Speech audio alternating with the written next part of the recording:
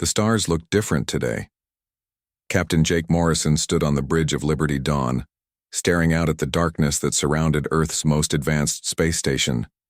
His coffee had gone cold hours ago, but he barely noticed. Something was coming. "Captain, we're getting readings on the long-range sensors," Lisa Park called from her station. Her voice was steady, but Jake could hear the tension underneath. Lisa had been his communications officer for 3 years, and she never got excited about nothing. "What kind of readings?" Jake asked, walking over to look at her screen. "Big," she said simply. "Really big. And it's moving fast." Ryan Cole looked up from the tactical station. The young man had joined the crew just 6 months ago, fresh from the military academy. "Sir, whatever it is, it's not from around here. The energy signature doesn't match anything in our database." Jake felt his heart start to beat faster. For 20 years, humans had been reaching out to the stars, hoping to find other life. Now it seemed like other life had found them first. "How long until it reaches us?" he asked. 2 hours, maybe less," Lisa replied. Jake nodded and activated the station-wide communication system. "All hands, this is the captain. We may be about to make first contact with an alien species. I want everyone at their stations and ready for anything. This is not a drill." The bridge became a flurry of activity. Lisa started checking all communication channels. Ryan brought the station's weapons online just in case. Jake called Earth. "Command to report the situation." 2 hours felt like 2 minutes. The alien ship appeared as a bright dot on the main screen, growing larger by the second. It was beautiful in a way that took Jake's breath away. The ship looked like it was made of silver and crystal, with smooth curves and glowing lines that pulsed with soft blue light. It was easily 3 times the size of Liberty Dawn. "They're trying to communicate," Lisa said suddenly. "Multiple frequencies, multiple languages. They're speaking English, Chinese, Spanish, and some languages I've never heard before." "Put it on speakers," Jake ordered. A voice filled the bridge. It was clearly not human, with strange musical tones, but the words were understandable. "Greetings, people of the third planet. We are the Zephyrians. We come seeking harmony through understanding. We wish to share knowledge and friendship with your species." Jake felt relief wash over him. They were friendly.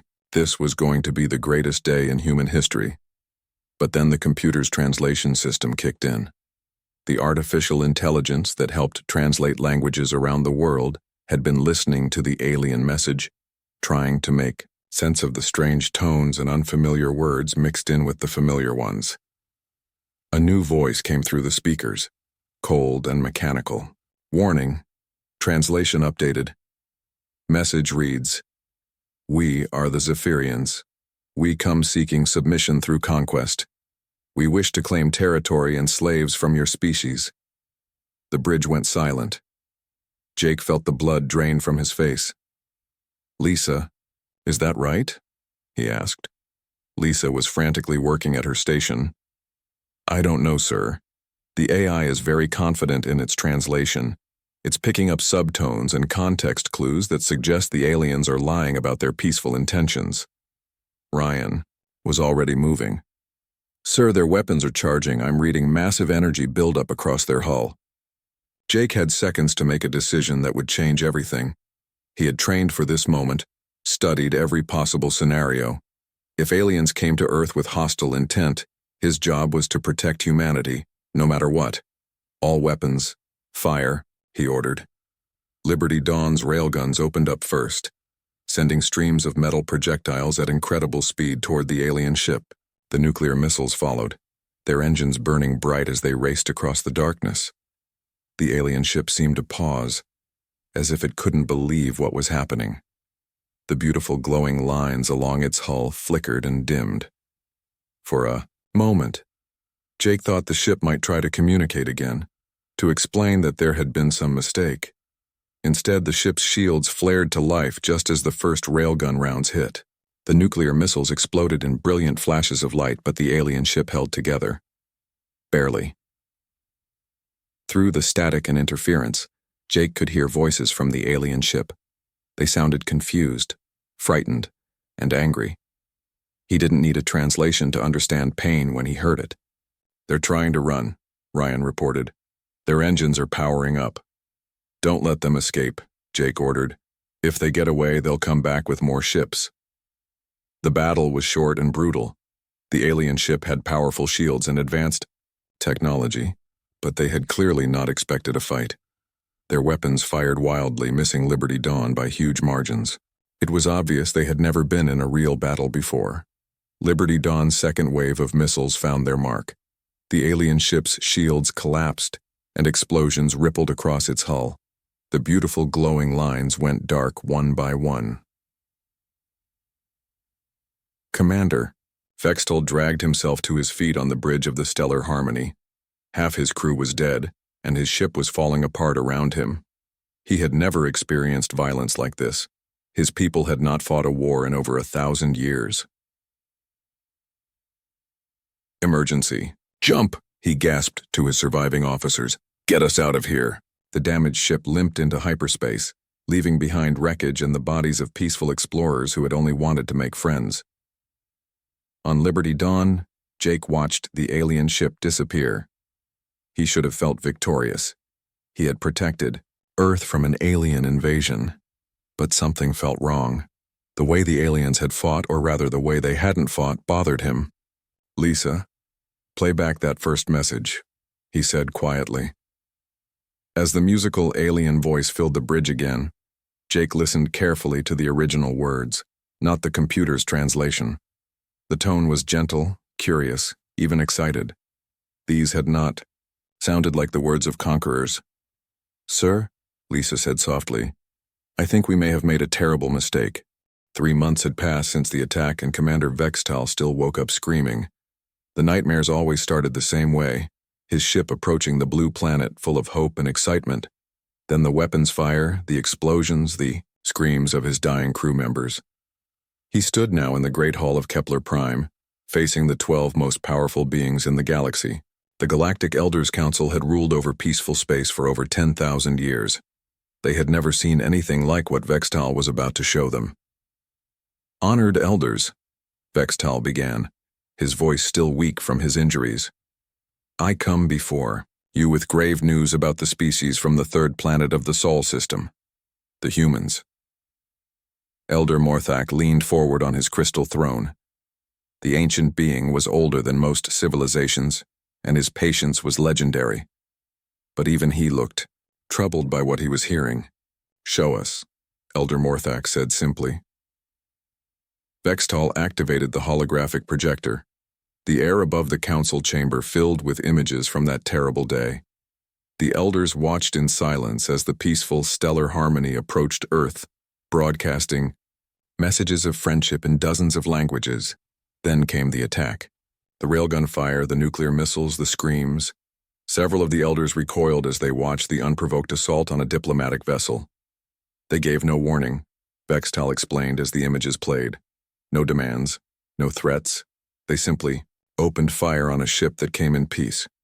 We lost 130 souls that day, including our best diplomats and scientists. Elder Cathera of the winged seraph species spoke next. Her voice was like music, but her words were hard. This behavior is unprecedented. In all our recorded history, no species has ever attacked a first contact vessel. There is more, Vextal continued. He changed the holographic display to show Earth's military capabilities. Our sensors recorded their weapon systems. They possess nuclear weapons in the thousands. Their entire planet is covered with military installations. They have turned their own world into a fortress. The elders studied the images with growing horror. Cities protected by missile shields, orbital weapons platforms, vast armies equipped with advanced weapons. Earth looked like a world at war with itself. They fight each other constantly, Vextal added. Our long-range observations show ongoing conflicts across their planet. They have perfected the art of killing their own kind. Elder Morthak stood slowly, his crystal body catching the light. I have seen enough.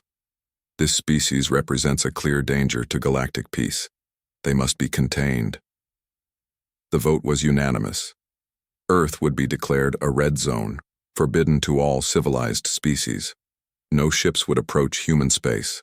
No contact would be attempted. Humanity would be left alone to destroy itself.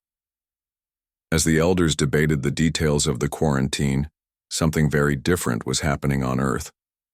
Dr. Amy Chen had been studying the wreckage of the alien ship for weeks. The twisted metal and strange crystals scattered across the lunar surface held secrets that could change everything humanity knew about the universe. "Ben, come look at this," she called to her research partner.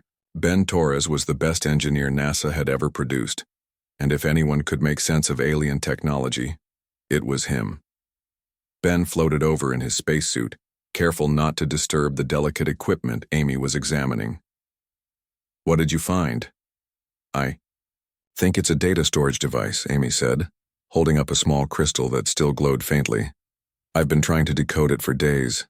I think I finally got something." She connected the crystal to her portable computer and activated the translation program. Slowly, words began to appear on the screen. Not the harsh, demanding words that the AI had translated during the attack, but something else entirely.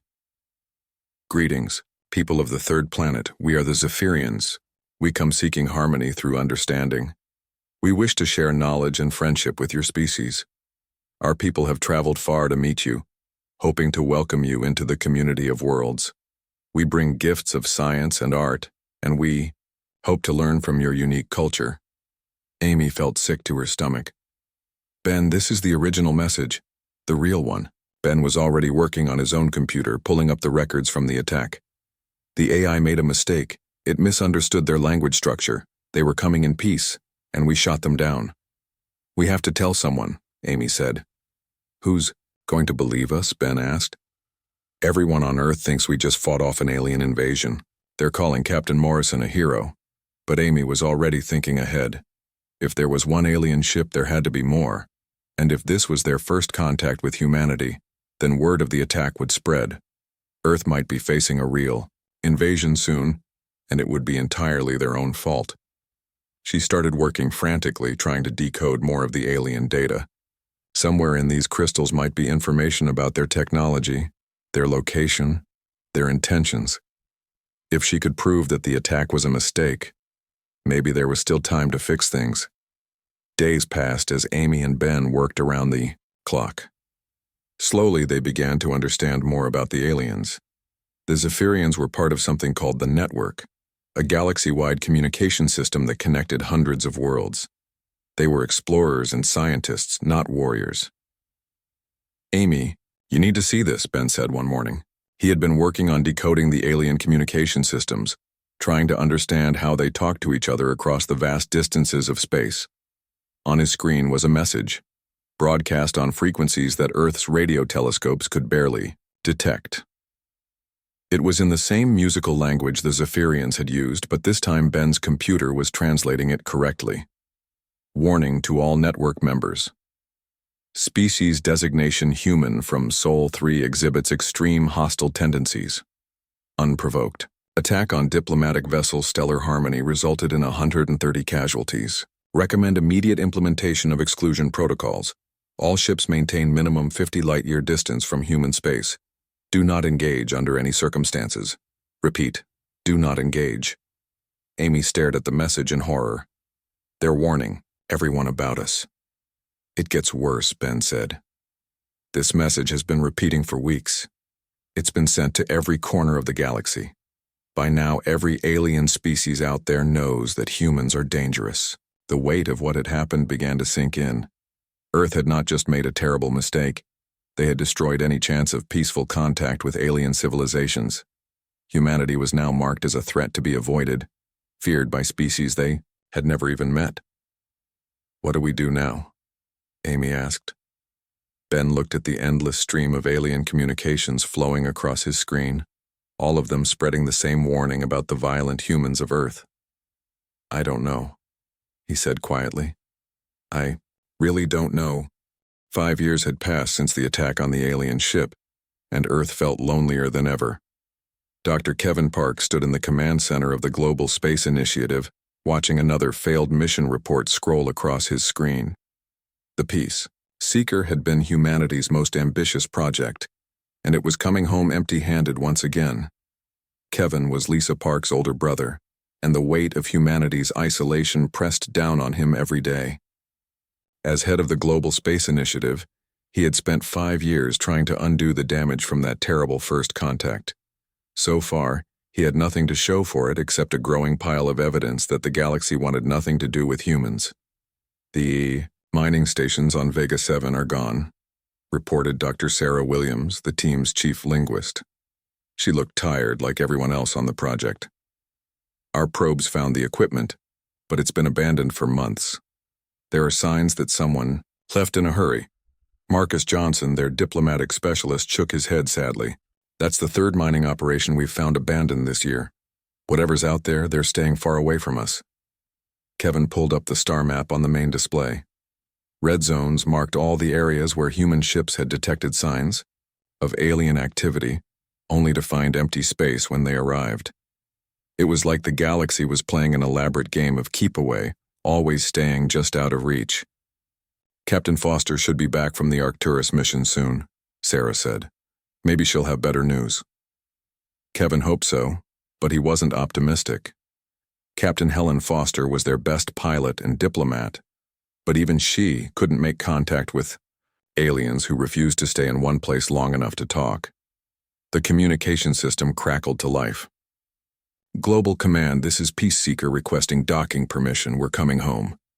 Permission granted, Captain Foster, Kevin replied. How did it go? There was a long pause before Helen answered. We need to talk, all of us, right now. N.D. Hour later, Captain Foster sat in the briefing room, still wearing her flight suit. Her usually confident expression was replaced by something Kevin had never seen before. Fear mixed with hope. I made contact, she said without any introduction. The room went silent. After 5 years of failure, no one quite knew how to react to success. With who? Sarah asked. The Kilani. They're traitors, apparently. They agreed to meet with me, but only after I convinced them that my ship was unarmed and that I was alone. Marcus leaned forward. What did they tell you? Helen took a deep breath. We're famous. All across the galaxy. They call us the Quick Death. The what? Kevin asked. That's our name out there. The Quick Death. The species that kills without warning or reason. According to the Kalani trader I spoke with, every species in the galaxy knows about us. They know about the attack on the Zephyrian ship, and they know that we destroyed a peace vessel without provocation. The weight of those words settled over the room like a heavy blanket. Kevin had suspected something like this, but hearing it confirmed made it real in a way that hurt. There's more, Helen continued. The trader, his name was Joel Ara, he showed me something. A map of what they call the exclusion zone. It's a sphere of space around Earth, 50 light years in every direction. No alien ship is supposed to enter it. She activated her portable display, showing a 3-dimensional map of local space. A red sphere surrounded Earth, cutting through dozens of star systems that humans had planned to explore. Everything inside that sphere is considered contaminated by human presence, Helen explained. Any alien caught in there faces exile from their own people. We're not just isolated, we're quarantined. Dr. Williams pulled up her own data on the nearby star systems. That explains why we keep finding abandoned operations. They're not just avoiding us, they're avoiding anywhere we might go. It gets worse, Helen said. Jolara told me that there are species out there that have never even heard of Earth, but they know about the Quick Death. The story has spread across the entire galaxy. We're like a scary story that parents tell their children. Kevin stood up and walked to the window overlooking the launch pad. Outside, he could see the ships being prepared for humanity's next attempt to reach the stars. Ships that would likely find nothing but empty space and the evidence of civilizations that had fled, rather than risk contact with the violent humans. Did this Jolara give you any hope at all? He asked without turning around. He said something strange, Helen replied. He said that some of the older species, the ones who have been around for thousands of years, they remember stories about other species like us, species that were violent and dangerous when they were young but eventually learned to live in peace. How long did that take? Marcus asked. Thousands of years, usually, and most of them destroyed themselves before they could change. The room fell silent again. Thousands of years was longer than human civilization had existed. It was a time span that made their current problem seem impossible to solve. There has to be another way, Sarah said finally.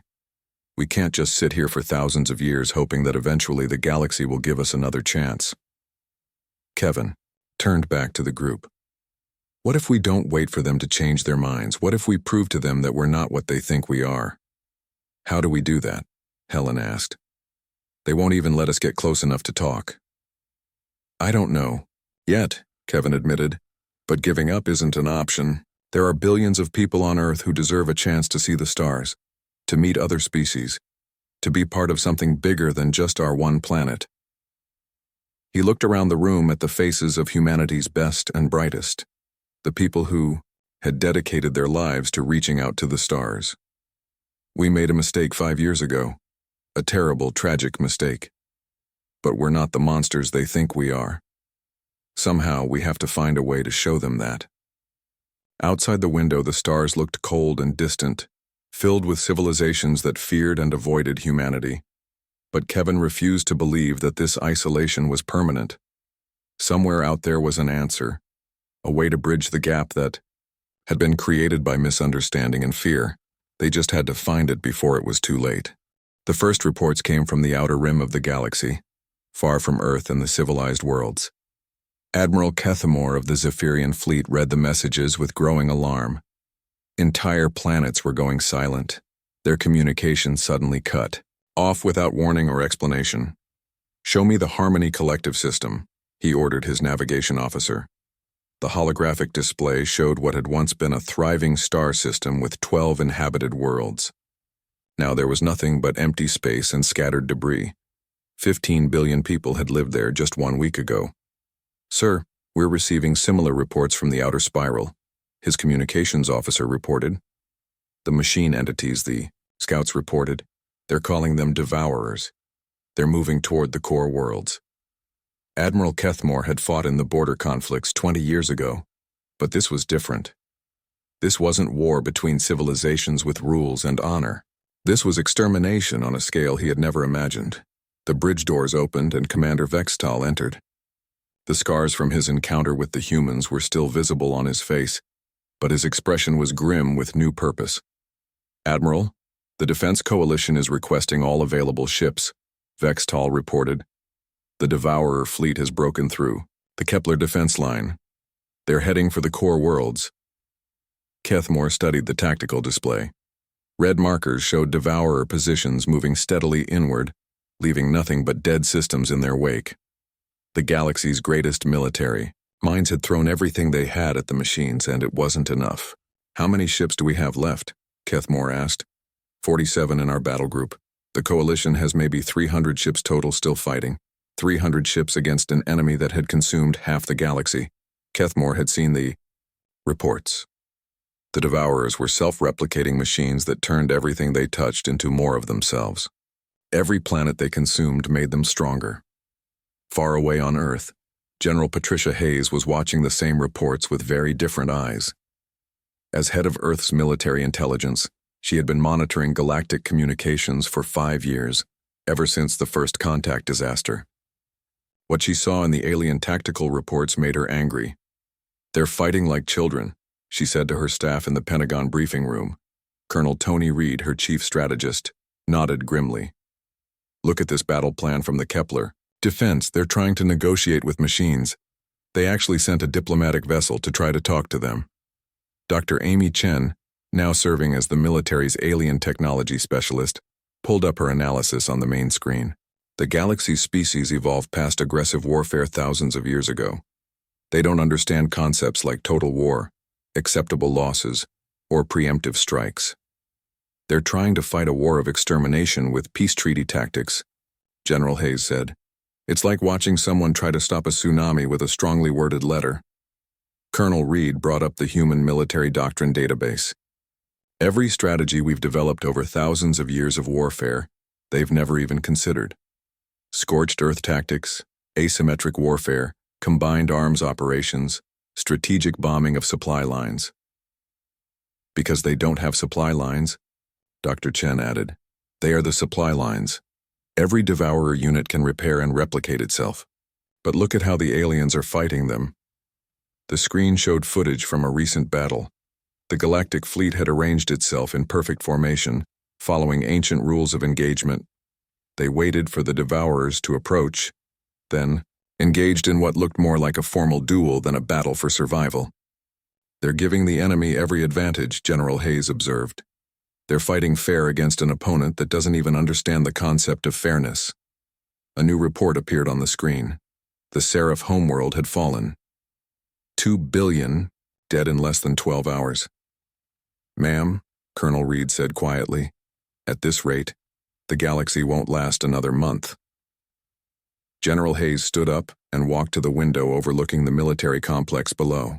Soldiers were training, preparing for battles that might never come because Earth was cut off from the rest of the galaxy.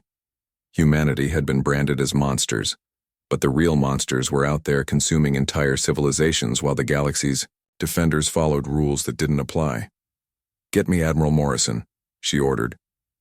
Jake Morrison had been promoted to Admiral after the first contact incident, but the weight of that day still haunted him.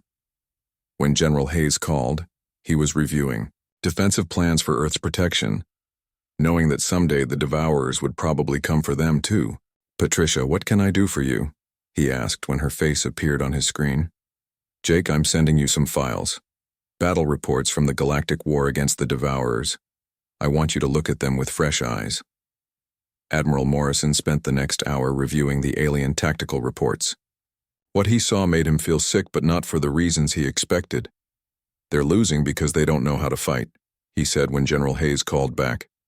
That's what I thought too. The question is, do we let them lose? Morrison was quiet for a long moment. The galaxy had marked Earth as dangerous, quarantined humanity like a disease. They had every reason to let the aliens face their extinction alone. How many people are dying out there? He asked finally. Billions. Every day, Morrison thought about his daughter, who would grow up in a universe where Earth was the only world with intelligent life if the Devourers succeeded. He thought about all the species that had avoided humanity out of fear, not knowing that someday they might need exactly the kind of ruthless pragmatism that made humans dangerous. If we help them, they'll still see us as monsters, he said. The kind of warfare this situation requires, it's going to horrify them even if it saves their lives. Probably, General Hayes agreed. But at least they'll be alive to be horrified. The communication alert sounded, indicating an incoming message from outside the solar system. Morrison activated the display, expecting another automated warning to stay away from civilized space.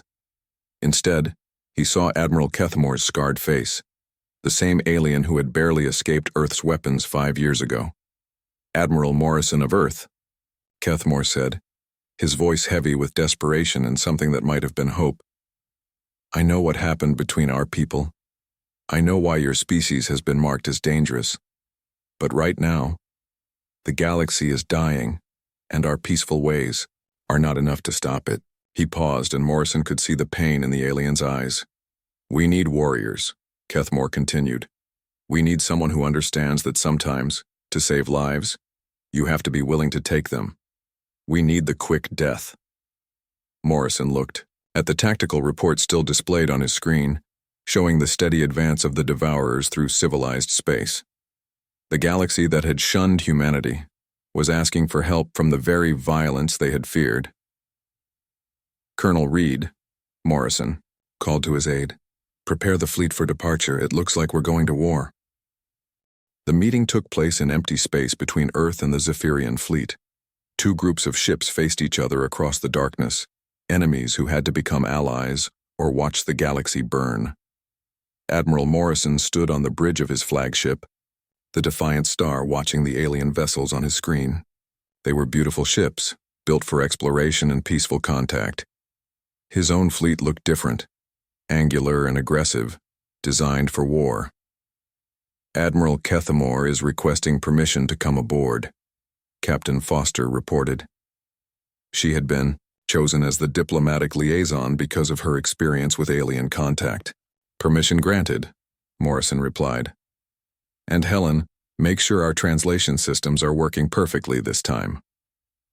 30 minutes later, Admiral Kethmore stood in the Defiant Star's briefing room.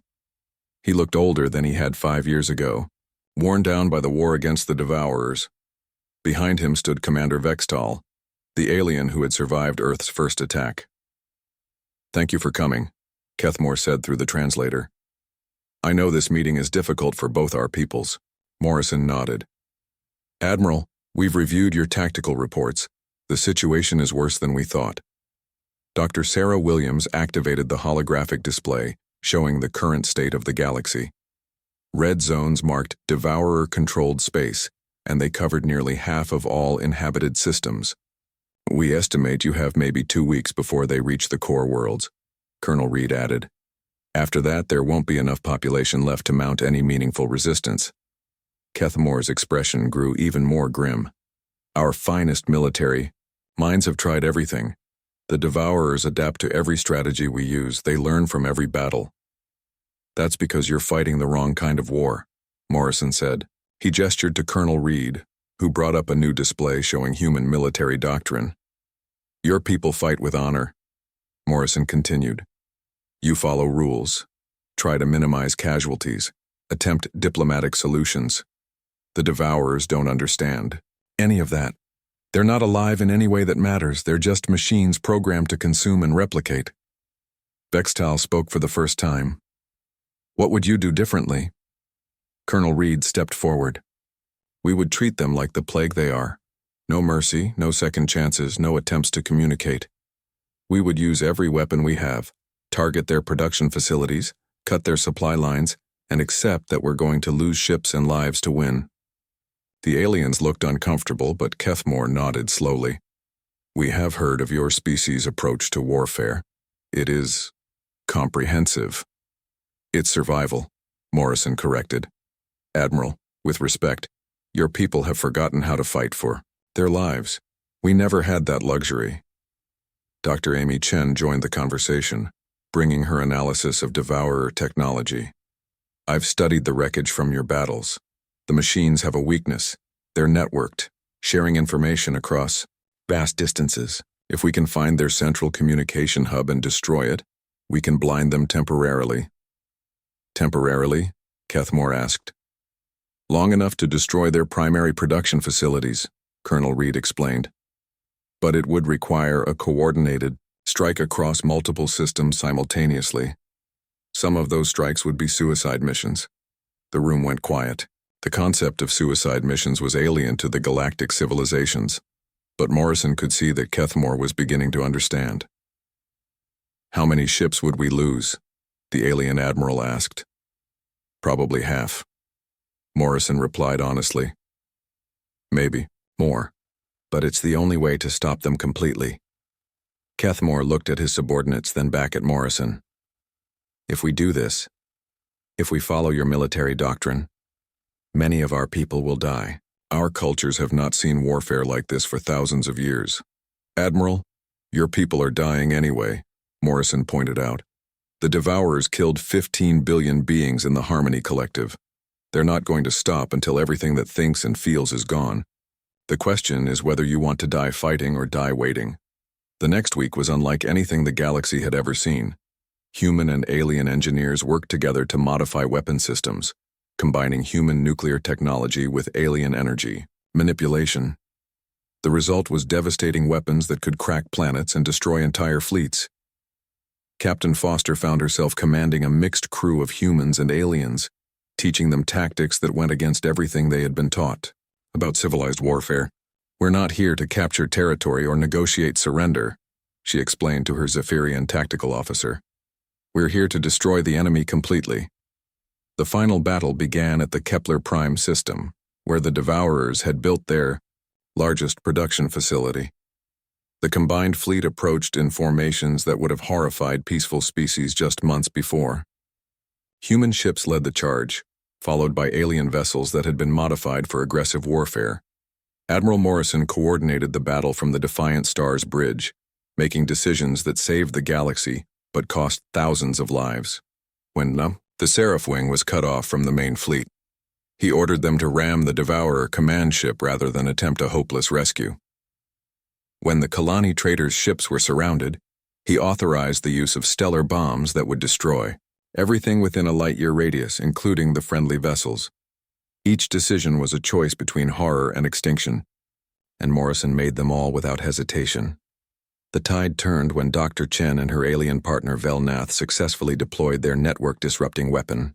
For 6 hours, the Devourer fleet was blind, unable to coordinate their attacks. In those 6 hours, the combined fleet destroyed production facilities that had taken the machines decades to build.